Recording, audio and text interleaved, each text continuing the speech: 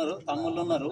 మీ ముందట పెరిగిన వాళ్ళమే, మేము పెరిగిన వాళ్ళమే, అదేవిధంగా అందరం కూడా మీ ముందట ఎదిగిన వాళ్ళమే. కాబట్టి ఇక్కడ మనం ఒకటే విషయం ఏందనంటే, గత ఎన్నికల కానుంచి కనుక చూసుకున్నట్లయితే అప్పుడు హోరాహోరీగా పొట్లాడిండు. ఎంతమంది ఎన్ని శక్తులు కుయుక్తులు ఏకమైనప్పటికీ దాదాపుగా ఎమ్మెల్యే ఎంపీ కొంత పోలీస్ వ్యవస్థ కానుంచి మొత్తం ఎంత నిర్వీర్యం చేసినప్పటికీ మ్యాక్సిమము గోదావరికంలో ఓడిపోయినా హయ్యెస్ట్ మెజారిటీ సంపాదించుకున్నటువంటి వ్యక్తి నీలకంఠ రామ్.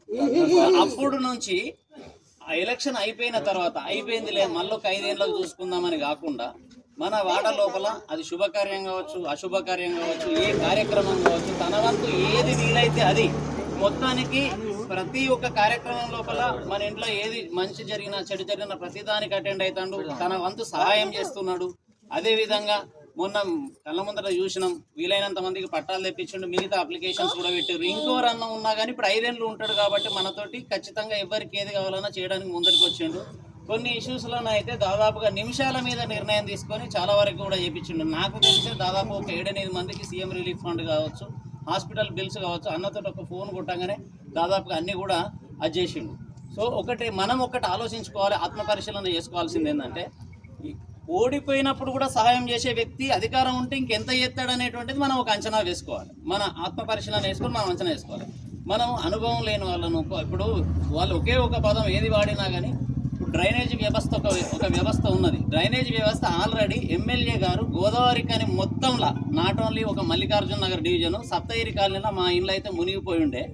దాదాపుగా ఇప్పుడు ఆ వ్యవస్థ మొత్తం 10 ఏళ్ల నుంచి మొత్తుకుంటే కానటువంటిది ఇప్పుడు ఎట్లా మారినాయి అంటే సీసీ రోడ్లు డ్రైనేజ్ మొత్తం మారింది. అట్లనే ఇక్కడ మనం మార్కెట్ కాడ చూసుకుంటే ఆల్రెడీ అది శాంక్షన్డ్ వ్యవస్థ. మనం ఇప్పుడు వద్దన్నా ఆయన వదిలిపెట్టాడు, కట్టిస్తాడు. ఇప్పుడు ఆడదాకా పైప్ లైన్ మొత్తం వేసేసి అందులోపల చెత్తా చెదారం పోయకుండా కూడా జాలిపించే ప్రక్షాళన ఆడదాకా వచ్చింది. మిగతాది నెక్స్ట్ అది అయిపోతే ఏంటిది మనదే. అది ఆల్రెడీ ప్రోగ్రెస్లో ఉన్నది, పథకంలో పెట్టే ఉన్నది. దానికి ఇప్పుడు మనం కొత్తగా పోయి చేసేది ఏం లేదు. మన దగ్గర ఉండే వ్యక్తి ఏంటంటే సూపర్వైజ్ చేసుకుంటాడు. ఎమ్మెల్యే గారు ప్రతిష్టాత్మకంగా తీసుకొని నీట్గా ఉండాలి.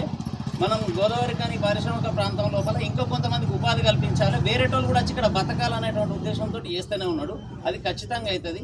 మిగతా పనులు ఏమన్నా కానీ ఖచ్చితంగా రాము ఎట్లాంటి వ్యక్తి అని అంటే చేస్తే ఆగనంట. ఎంత పెద్ద వ్యక్తికైనా డైరెక్ట్ నేను వెళ్ళి అక్కడి నుంచి అని కాదు, డైరెక్ట్ ఫోన్ చేసి ఇది జరుగుతుంది, ఇది కావాలి నాకు, అంతే. మీరు చేస్తారా లేకపోతే నేను అన్నతో కూడా చెప్పాలని చాలా విషయాలలో నేను ప్రత్యక్షంగా ఉండి చూసినటువంటి విషయాలు ఉన్నాయి.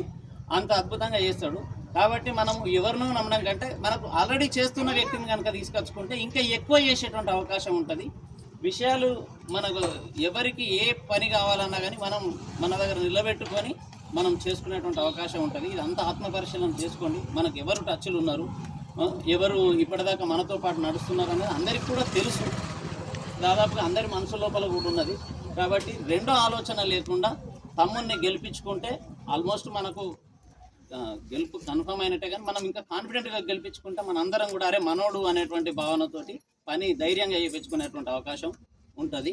అందరూ రెండో ఆలోచన లేకుండా అందరూ ముక్త కంఠంతో ఏకాభిప్రాయంతో రామును గెలిపించాలని చెప్పేసి మనస్ఫూర్తిగా కోరుకుంటాం.